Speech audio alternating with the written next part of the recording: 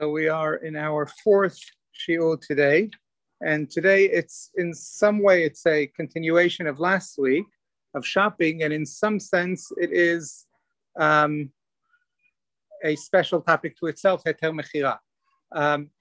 So let's start with Heter Mechira. Just before, I'll remind us what we had last week. Last week we saw the various options when we go shopping. We said we have Otsar Beitin, that is when instead of the farmer taking the produce to the market and selling it, the Beitin do it for him, and they don't pay the farmer for the produce, but for his work of, he works, so to speak, for the Beitin to harvest it and to get it to the market. For that, he is paid a sum, and the Beitin distribute it. That is good for fruit, not for vegetables, because vegetables, we said, are considered spichim. Vegetables, we are not allowed to plant on Shemitah. So any vegetables which did not sprout before Shemitah, that was sowed on Shemitah, or even before, but it didn't sprout, let's say a day or two before Rosh Hashanah, that's already a problem. So what do we do? So until a certain point in the year, there are still last year's vegetables, but comes a time where we ran out of it. What do we do then? So Otsar Beitin won't help for that, because it is not only a question of harvesting and getting it to the market, which is not allowed. With vegetables, they're not allowed, period. So what do we do? So there we said we have other solutions, such as matzah menutak, which means it's grown separated from the ground and in greenhouses. So it's in pots that are separated from the ground. You put plastic sheets or something like that between the pots and the ground, and it's within the greenhouse. So therefore, it's not considered part of the land, and it's not considered a field. A field is not considered because it's in a house. It's not part of the land because it's separated from the land, and therefore Shemitah doesn't apply to it, and you're allowed to grow it and sell. So vegetables of that sort we may eat on Shemitah. Another solution is Arava Domit. We said only the parts of Eretz Israel which Ezra and the people that came with him from Bavel when they came back from the Galut are holy forever. The other parts of Eretz Israel, which were made holy by the children of Israel entering it from Egypt, those parts are not holy unless they were consecrated again by Ezra.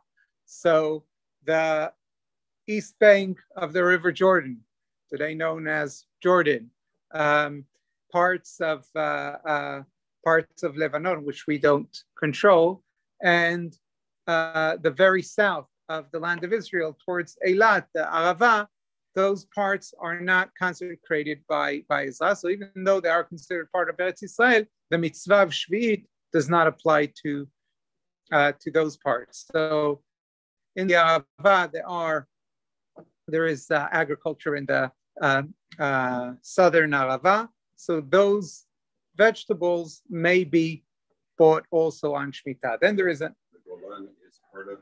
So the Golan, there is a question about it. There is a question regarding that. La halacha is considered part of, because we're not sure. And then we have vegetables which were grown in the land and by non-Jews. So that non-Jews who own land and work it are not obligated in Shemitah, and therefore they may sell it. They may put it in the sell it to the store. We may buy it. What exactly is the status of these fruit, whether they're holy, they have Kedushat Shvi'it or not, we'll discuss next week. But that is another solution. And then there is the most prevailing solution, which we didn't discuss last week, and which I'm going to discuss now, is the Heter Mechira. The reason why we didn't discuss it, even though it's the most basic and most prevailing solution, is because it requires a talk to itself. And that is what we're going to do now. Once we will finish introducing Heter Mechira, then I will rank, so to speak, these solutions and say what is the best, second, third, etc.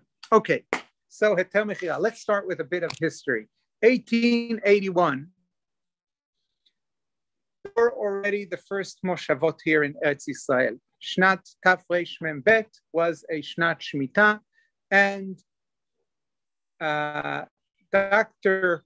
Pinsker went and asked the Netziv of Volozhin in the name of Chovevei Tzion organization, which was the initiator of many of these settlements, what to do in Shnat Shemitah. So you had all kinds of, you had Ekron, Gedera, Petach Tikva, all these places, which were all, by the way, established by religious Torah observant Jews, including Ra'anana and Kfar Saba. So they went and they asked the Netziv Volozhin what to do, and their solution was, this is what they asked the Netziv. They said, if the land belongs to a non-Jew, then it's not ours, and the non-Jew is allowed to do it, and maybe even the farmers themselves can work the land because they're not working their land, they're working the non-Jewish person's land. So perhaps we could sell it and to the non-Jew, and that way circumvent Shemitah. And it's not a trick that they made up. Already years before that, 500 years ago from today, during the days of the Beit Yosef, the Mabit, there were some Sephardi Jews that owned a vineyard in the north of Israel, and some of the rabbis allowed them at the time to do exactly that. So it wasn't a general sale, but it was a particular sale of the vineyard. Okay. A few years later, there was the same thing with a vineyard next to Hebron. Now we're talking about already 250 years ago, where again this was written. Now, in that case, it was already. Let's see.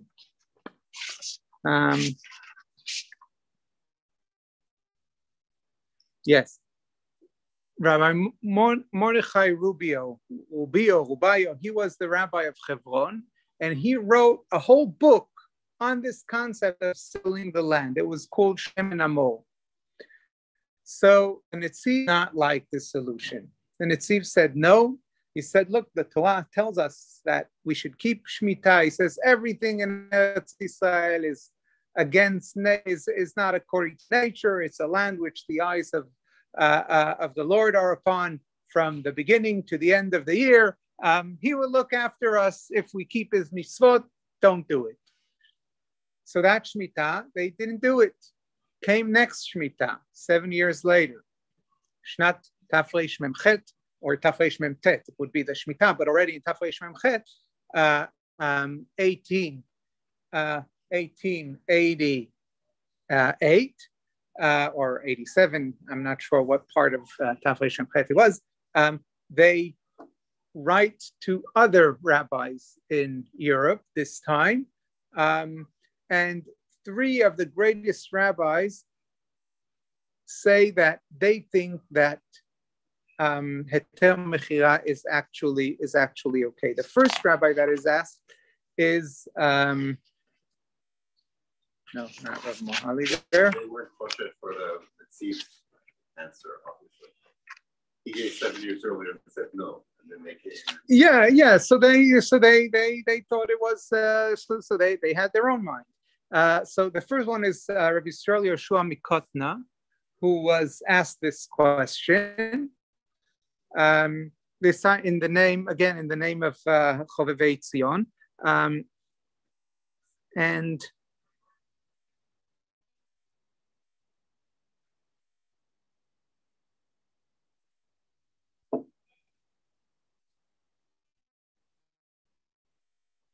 yeah.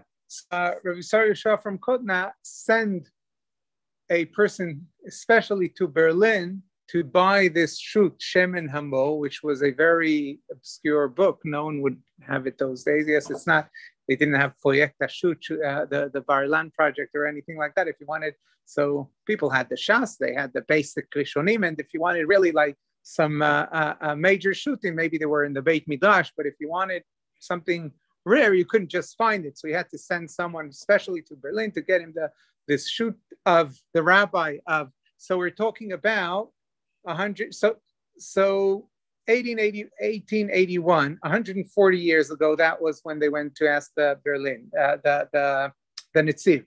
Now, 7 years later, so just over 130 years ago, so he needed this shoot from 170 years before him of this Shemin Amo, who wrote this answer, who wrote this book about this concept of selling the land. He learns the sugya, and he decides it's okay.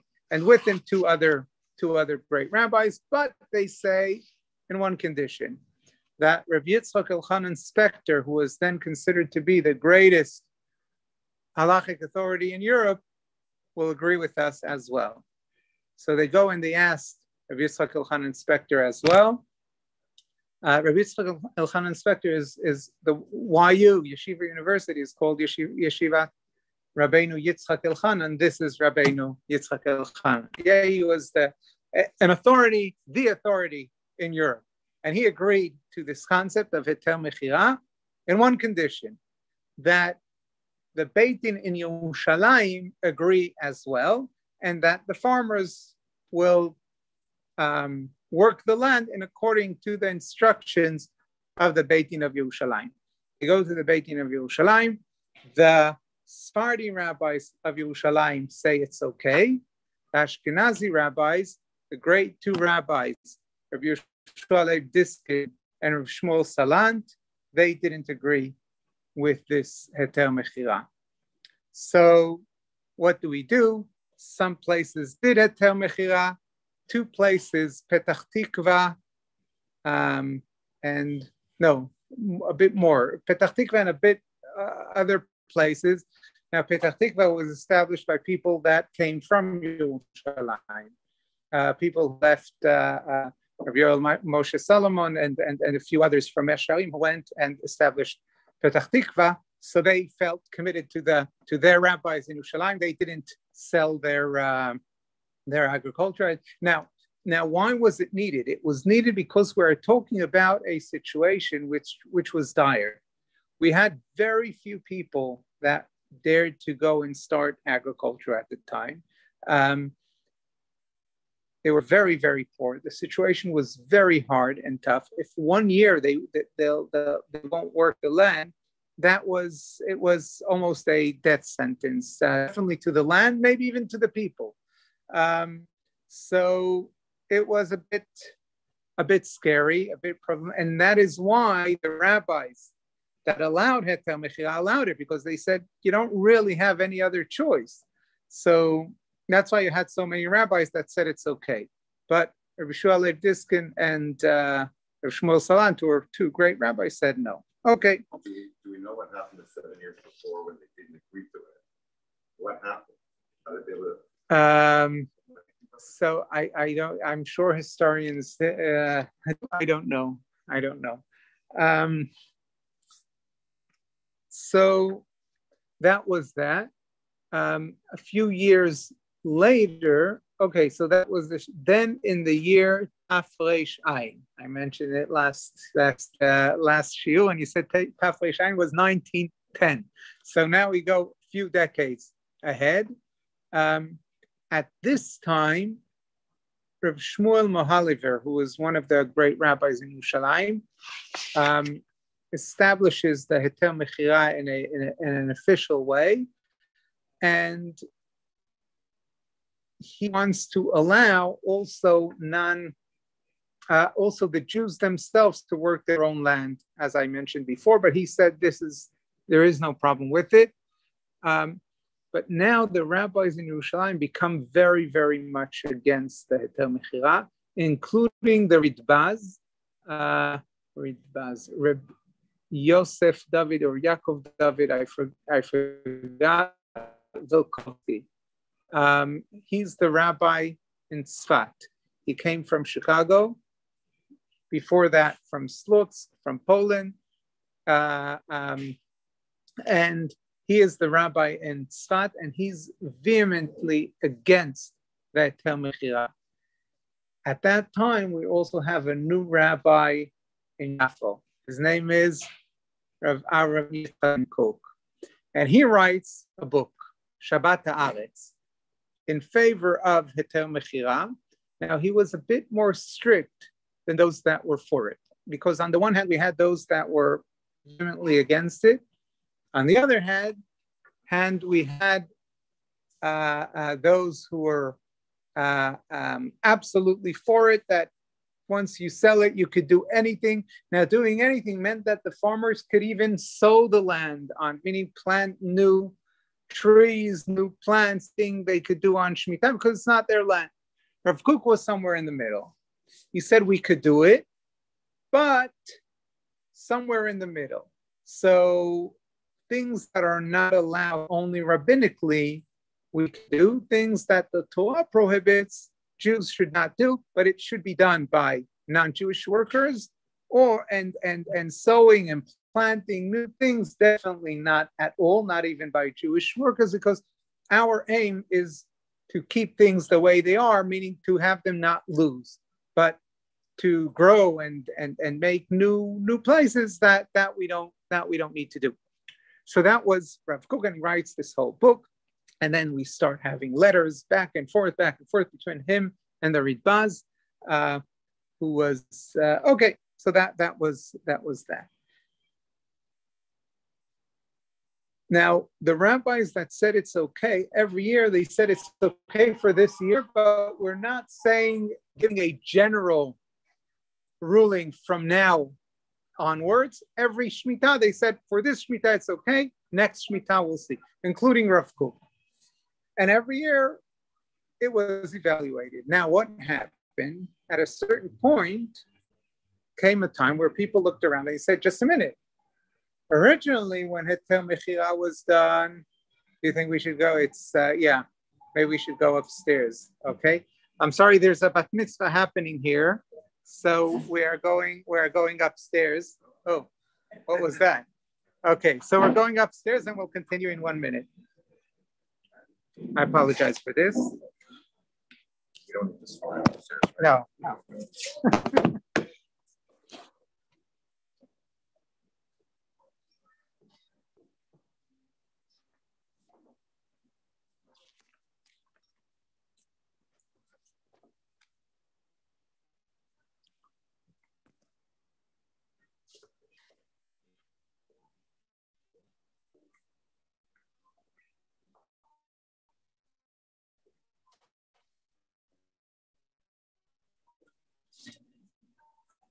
This is the first simcha they've had probably in over a year and a half, right?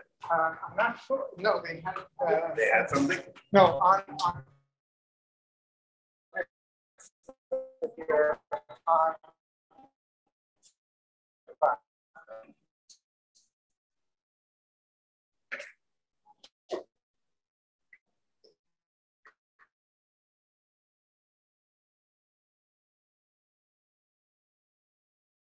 problem is.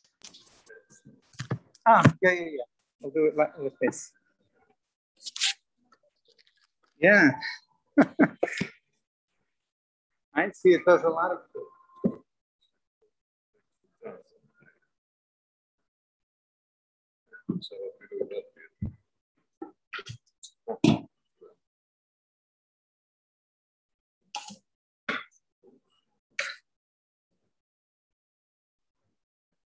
Okay.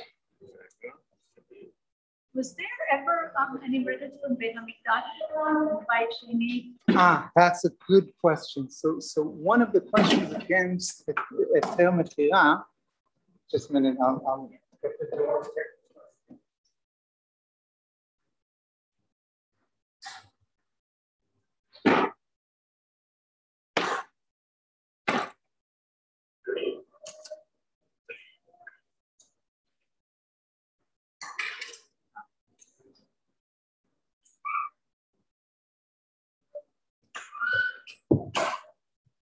Okay. So one of the things again, there are some discussions in the time. We'll get to it in a moment.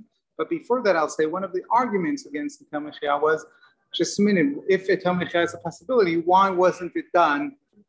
Why wasn't it done then? But there are answers to that. We'll get to it. Okay.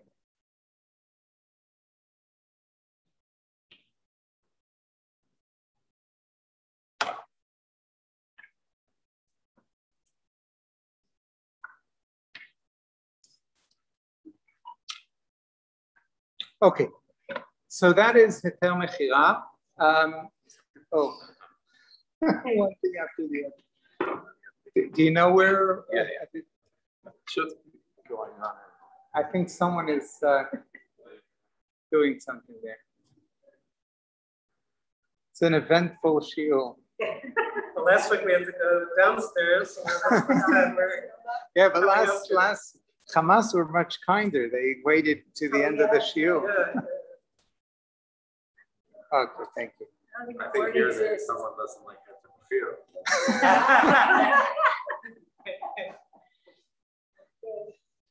Yeah.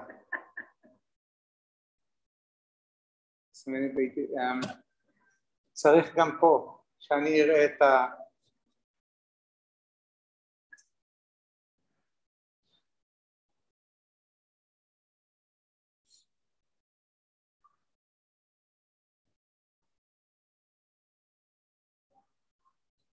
Yes, this takes time. Okay.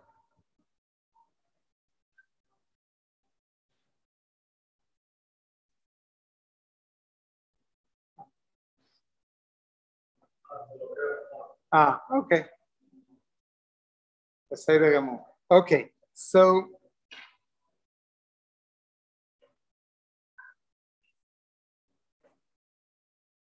every year they said, let's look at it again. And when things got better, they said, just a minute, things are better now. It's not like it's not the same dire situation that it was those days. So maybe we shouldn't have now Heter Mechira. Maybe those special circumstances that allowed this extreme act of circumventing Shvit, those circumstances do not apply anymore. So maybe it doesn't. Maybe we shouldn't have Heter Mechira. And then there were answers to that as well. The bottom line is we have Heter Mechira now. Now, why? What is the halachic basis for Heter Mechira? So the first halachic basis is to establish what is Shvi'it all about at all. So Shvi'it is a Torah mitzvah. It's from the Torah. However, there is a discussion in the Gemara whether it is from the Torah nowadays. Seems to be a machloket. Some say yes, some say no. And then there is a secondary machloket, and that is, who do we rule like? Yeah, so the rabbis after the Gemara, some say we rule like whoever said it's from the Torah, and some say we rule like whoever said it's midrabanan. And then we have even a more extreme opinion that says, no, it's not even from the Rabbanan. There is an opinion that nowadays there is no Shemitah. However, it's a midat chasidut, meaning it's this nice, pious thing to do. Even though there is no mitzvah, we should still try to do it. But that is a minority opinion. But there is such an opinion. So there is a minority opinion that it's a midat chasidut. It's just a pious act, no mitzvah at all. To the other extreme, there is an opinion, another minority opinion. It's from the Torah. The vast majority are in the middle. They say it's midrabanan. Now, how a Torah commandment became a rabbinic commandment? Because it was a Torah commandment. So the answer is because it is for the people to keep Shemitah, and the people are not now in Eretz Yisrael. You have to have a situation of Rov Yoshvea Aleha. The majority of the people of Israel have to be in Israel. But here we have a few shades of this concept. The one concept is exactly what I said. We have to have the majority of the people of Israel here in the land of Israel. Now, who are the majority of the people of Israel? Some say we also have to count all of those that we don't even know are Jewish. So let's say, for instance, tens of thousands of Jews converted into Christianity and Islam and other religions throughout history. They had children, they had children's children. 10% of Spain and Portugal before the expulsion were Jewish. And not all the 10% left. Many of them stayed there as new Christians. So the mother continues to be Jewish, right? So technically we could have many, many Jews in the world. So the Jewish people is much greater than we think it is. Maybe this will give an answer to me. Sorry, yeah. So they say to have the majority of Jews here in Eretz Yisrael, it's not so realistic, because even when the majority of the Jews we know of will be in Eretz Yisrael, there are still all of those millions, tens of millions, in fact, that we don't know whether they're Jews or not, because there is a descent there that goes through their mothers and makes them Jewish. Okay, maybe. But that is one opinion. Another opinion says, no, it's not even the question of whether Jews are in Eretz Yisrael, the majority of Jews are now in Eretz Yisrael. But because originally, when Ezra came to Eretz Yisrael, they were a minority, meaning the children of Israel came in as a people from Egypt, established the sanctity of the land, but then it was the Galut. They were kicked out, went to Babylon. And at that point, we say that seized the holiness of the land. And what reestablished it was when they came back from Babylon. But when they came back from Babylon, they came back as a minority. Only 40,000 people came with Ezra. And since it was a minority that came in, even though that holiness never left, it was a holiness of a lesser degree. And since it was of a lesser degree, then Shemitah does not apply. Trumot u'masot apply, Shemitah does not. So Shemitah is only rabbinic, according to this opinion, and will continue to be so until the Mashiach comes. Meaning, even if the majority will come one day, since originally the holiness was established by a majority, it's not a full holiness. Okay, and then there is another shade of this concept that says that you have to have all the tribes in Israel, when each tribe has its place, is in their place, and also that we don't have, at least for the foreseeable future, and therefore it will continue to be rabbinic. Okay, bottom line is the majority hold that keeping Shemitah today is rabbinic. Based on this, the rabbis say we could allow ourselves to be a bit more lenient than we would have been if it was a Torah mitzvah. So for instance, rabbinic mitzvot in places of great need where people are going to go through real hardship, then we try to find ways, even if it means circumventing the mitzvah. So if Shemitah is a rabbinic mitzvah, then in a place of great need, if we have a way to circumvent, it's not like we're circumventing a mitzvah of the Torah, it's a rabbinic mitzvah and it will be okay. So that is the first foundation. Okay. Then the second foundation is this.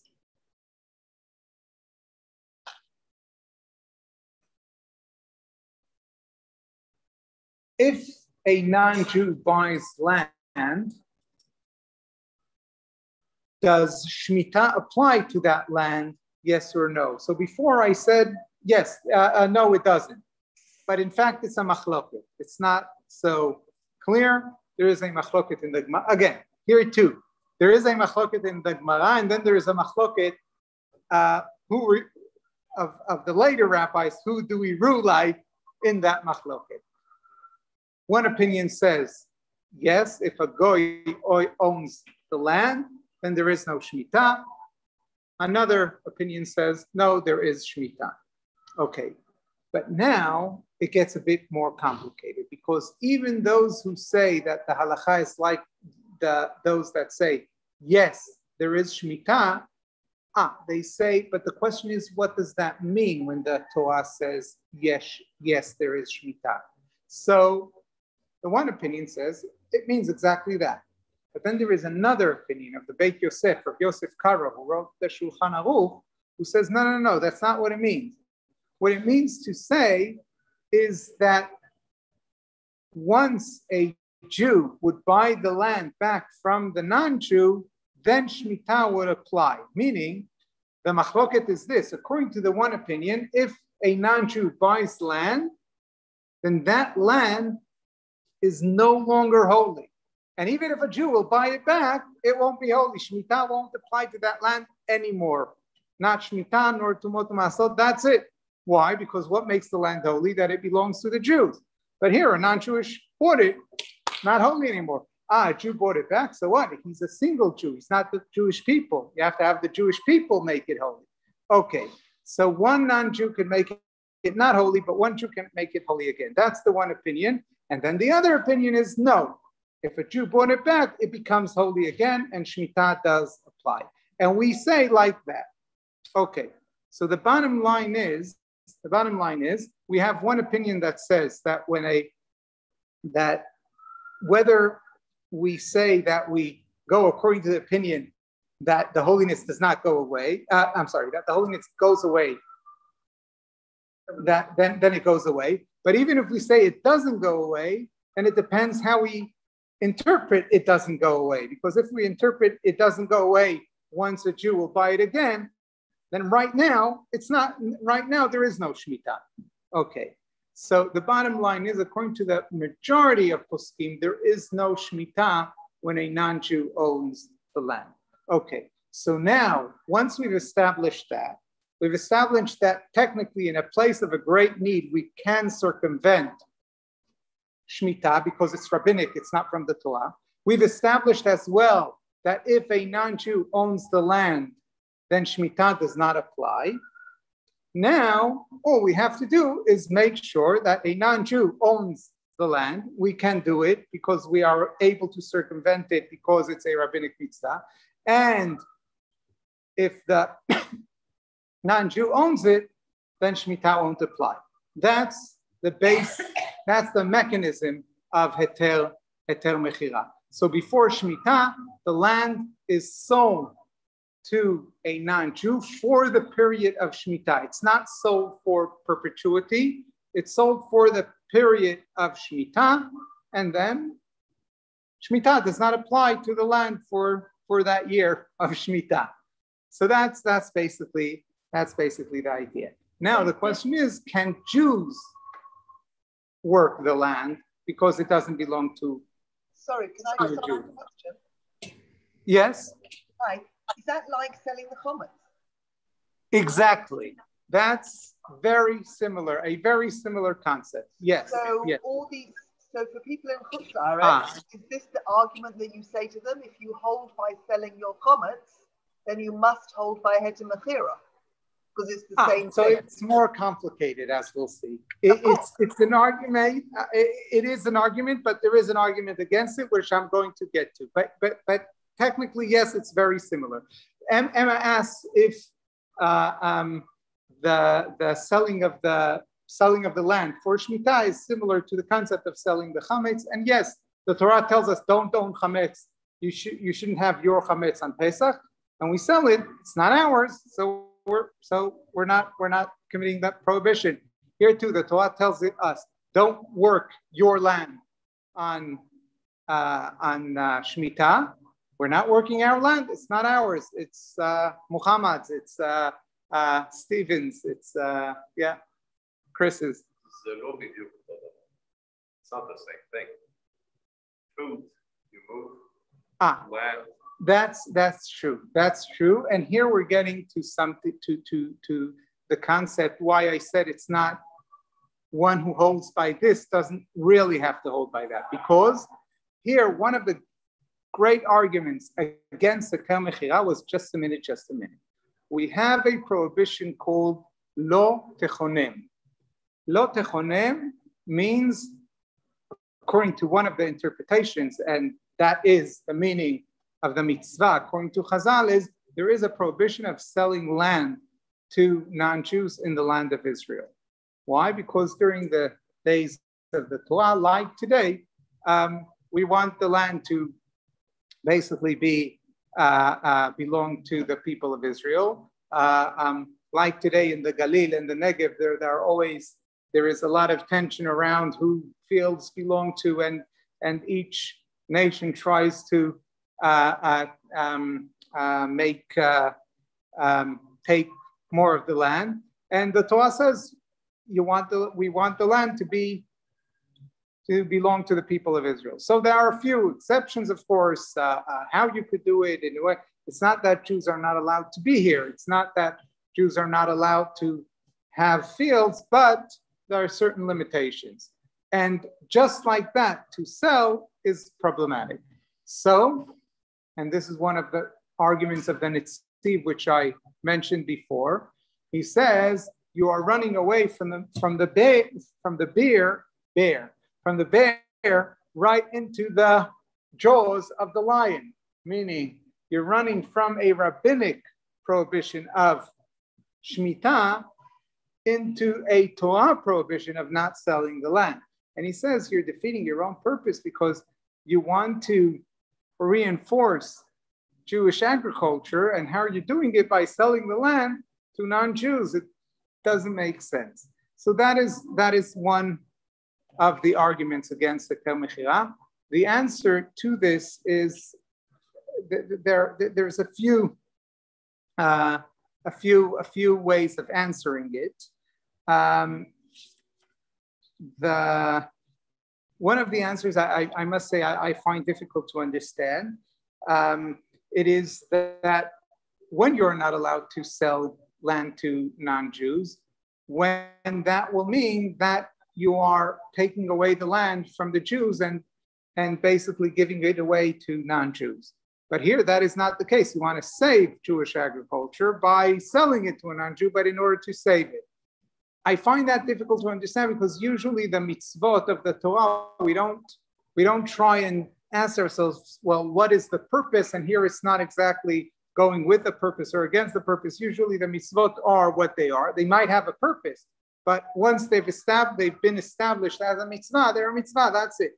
So I don't really understand it. They're referring to the temporary nature of the sale. So that is another answer. Another answer, which I think that answer I understand, was that when are you not allowed to sell land to a non-Jew? If you're selling it in perpetuity, because then you're taking it from the Jewish people and giving it to him. It says forever. But if you are selling it for a while, you say this is yours for the next 10 years, or like in this case, in the year of Shemitah, this is yours. Then that is okay. So they say, therefore, in this case, it is okay. Some say even more, that the whole prohibition of not selling land to non-Jews, that is only to pagans. It's not any non-Jews. And here we're talking about Muslims. They're not pagans. Most cases we're talking about Muslims, or even Christians. There's a question whether Christians are considered pagans, yes or no. According to Tosfot, they're not. They're considered, because even though they believe in the Trinity, it's still, they believe somehow that it's, at the end of the day, it's one. Okay, so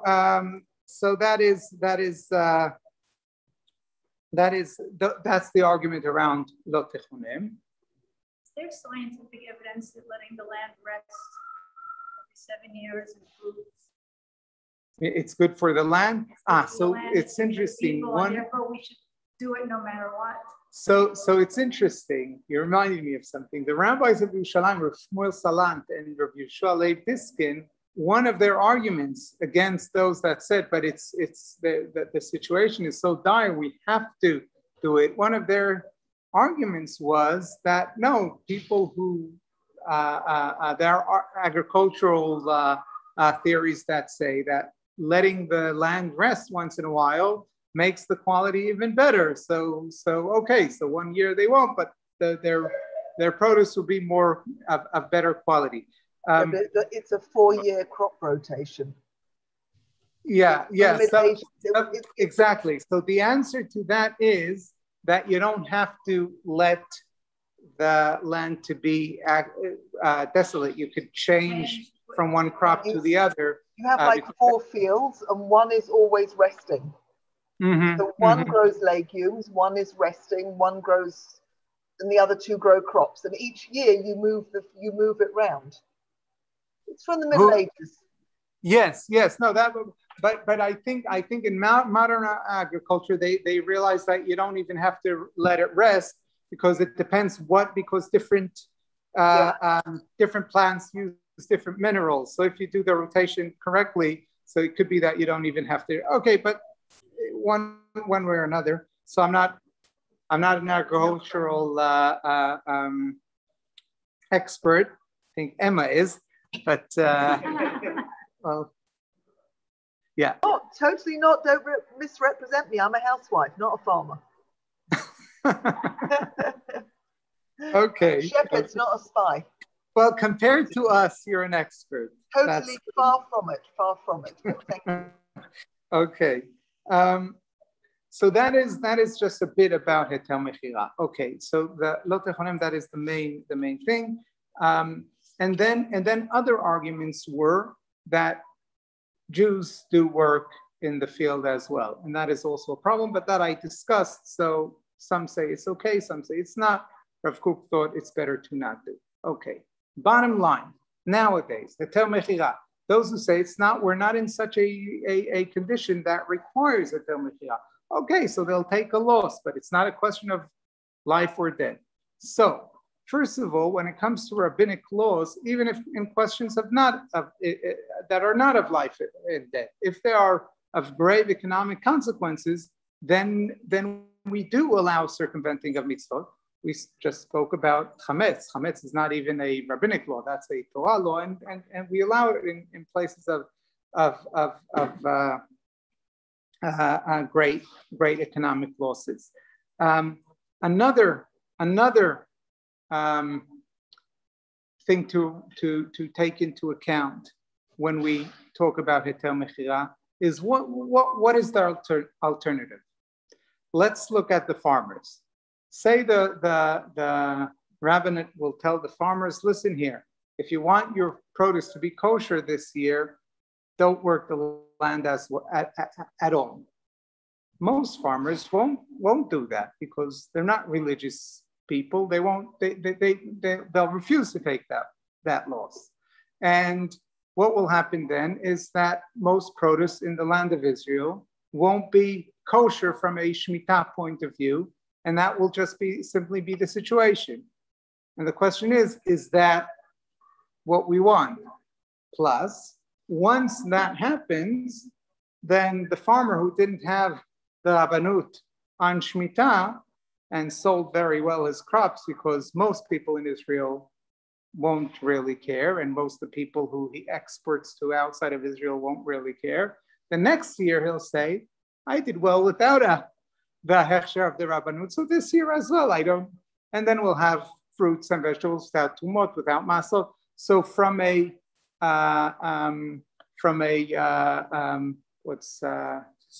societal consideration, we don't really have a choice but enforce Heter Mechira, but hold on to Heter Mechira.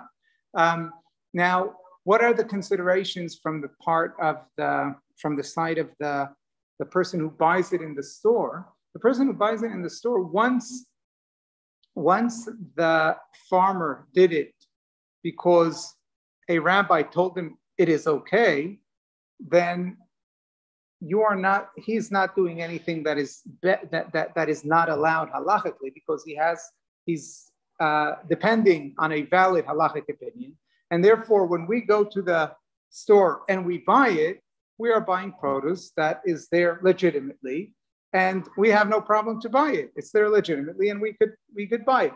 The only question is, how do we treat it now? Do we treat it as holy because we say, look, it was Heter Mechira, but maybe still we should treat it as Perot Shmita and as holy, and we'll see next week when we'll talk about what we do in the kitchen, whether these should be treated as holy fruits and vegetables of Shemitah, or we say no, it belongs to a non-Jew, so it's not holy at all. So that is basically the consideration. So the bottom line is this: Heter Mechira, it's not, from a halachic point of view, it's not the most desirable solution, but from a societal point of view, it is the most necessary solution. In fact, when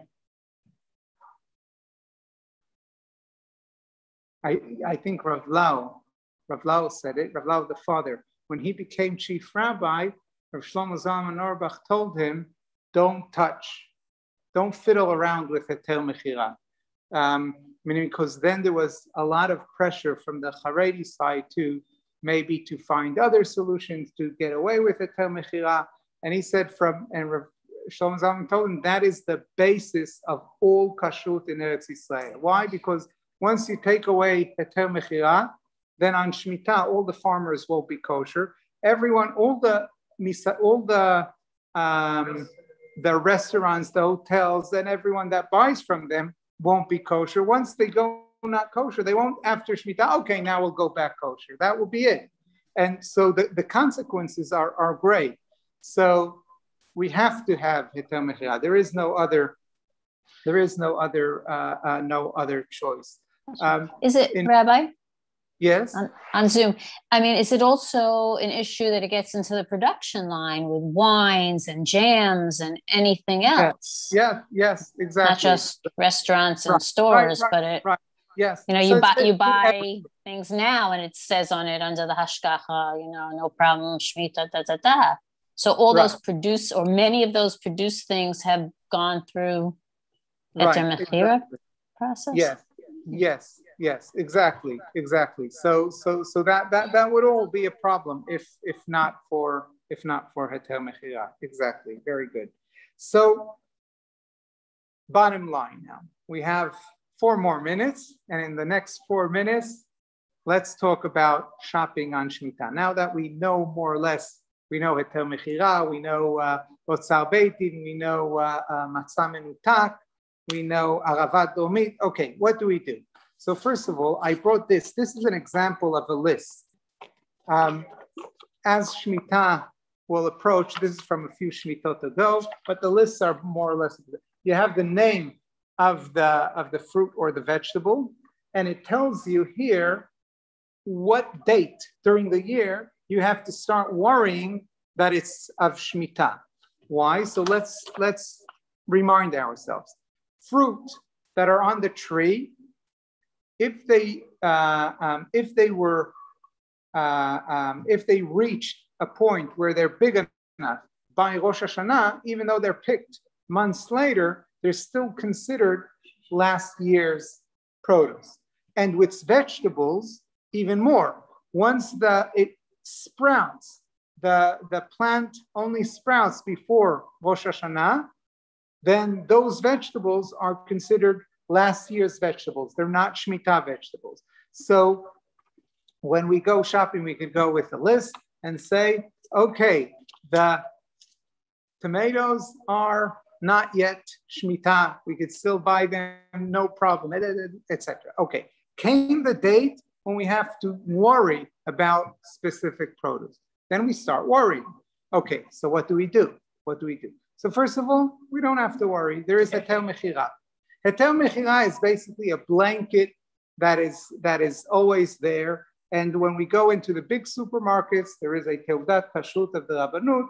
It says everything here is Heter Mechira, and that means that it's kosher and it's good.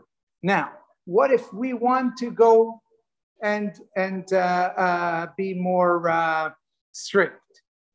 That's good. That's nice. It makes us. We care about Shemitah. We want to be more strict. Okay. So then we could go, and when it comes to fruit, we could look for Otzar Beit Din. Otzar Beit Din, you remember that is what the Beit Din brings to the market, and then that is Shemitah Mehuderet. Now we won't find it anywhere, but in some places they might have it. So normally in Ramadan, so there you could find Otzar Beit Din. Or when it comes to vegetables, Matzah Menutak, Aravat Domit, we could find these things. With some things, let's say potatoes, onions, there you could store for a long time. So sometimes they'll have Yevul Shishit.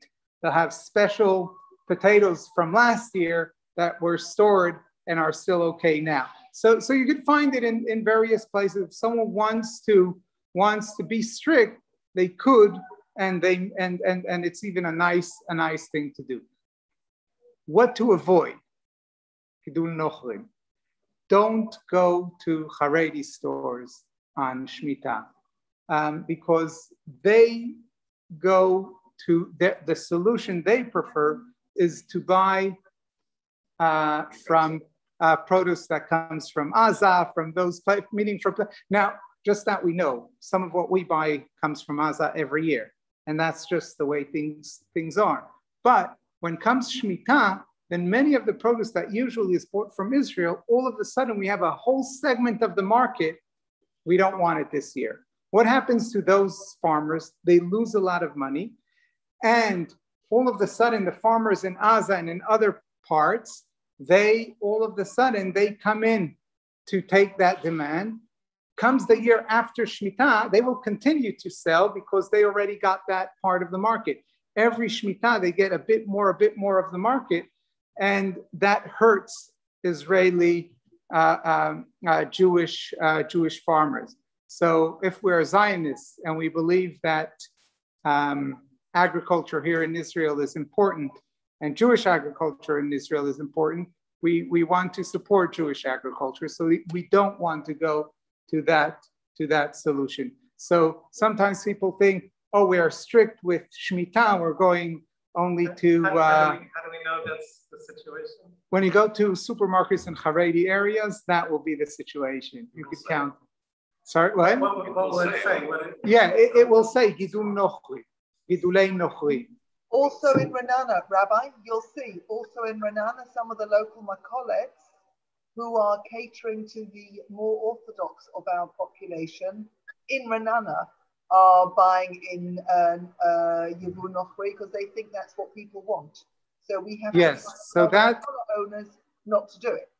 Right. So I recommend avoiding that. It's not prohibited. Yes, it's not a prohibition, but I would say that's the worst solution. Emma said that also in Ra'anana there are stores that sell it. It will say Yevul Nochrim or Gidul Nochrim, and then that you want to avoid. So let's just rank it fast.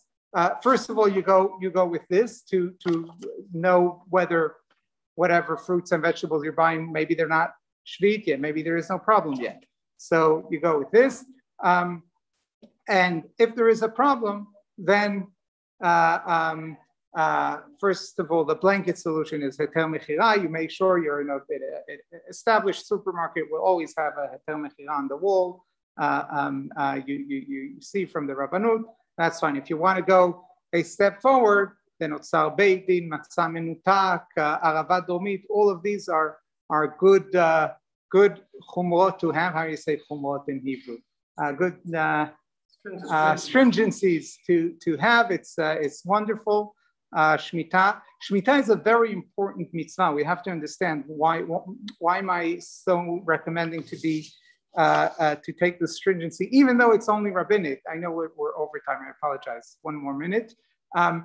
Why do I recommend being so stringent? Is because we just read Parshiot Behar and Bechukotai, and we see how seriously the Torah takes mitzvah Shemitah. Mitzvah Shemitah is probably one of the most important mitzvot. The Torah tells us that the galut was because they didn't keep Shemitah. All of the brachot and the klalot that we read have to do with not keeping Shemitah. So it's true. Now Shemitah is only rabbinic, but still it shows our love and appreciation of the original mitzvah, which was once upon a time from the Torah, and please God, one day will be again from the Torah. So if we can allow ourselves to be more stringent, it is a good indication of our love to that mitzvah. But we don't want to be stringent in that mitzvah by defeating the purpose and giving away Jewish agriculture altogether by buying more from non-Jewish agriculture. So again, Heter Mechira is great. If we want to be stringent, then all the other things, but not Yevul Nochri.